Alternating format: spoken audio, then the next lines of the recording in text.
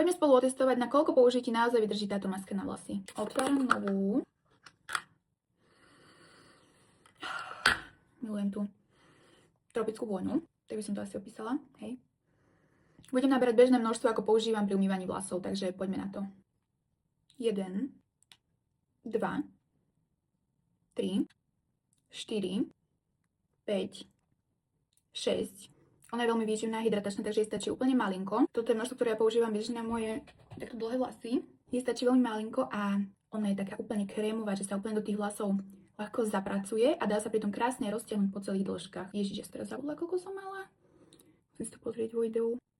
7, snažím sa naberať stále rovnaké úplne množstvo. 8, 9, 10, 11, 12, 13. Ja som si dneska dala takto štipec. Neviem, či sa mi to hodí, ale aby mi nepadali vlasy, lebo nebudem mať voľné ruky si ich odhadzovať. Boha, zase som zabudla. Nemôžem rozprávať popri tom.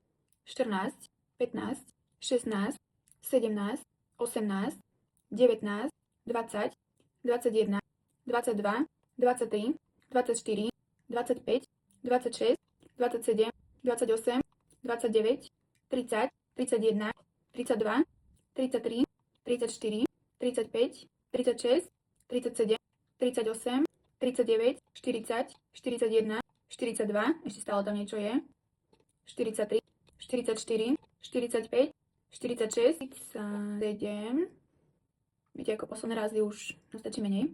A toto bude asi posledná, 48. A povedala by som, že ešte jedenkrát sa dá dať. Ešte tu vyhrabem. 49, takže skoro na 50 použití vyjde maska. Je to zaokrúhlené na 50.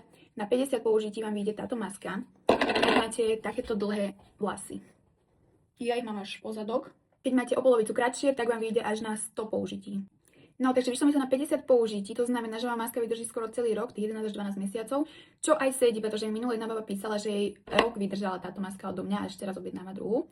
Čiže ak máte napríklad kratšie vlasy odo mňa, napríklad do polovičky, tak vám vydrží aj 2 roky, ak ju používate jedenkrát týždenne. Keď ju budete používať dvakrát do týždňa, máte o polovicu kratšie vlasy ako ja, tak tiež vám vydrží približne ten rok.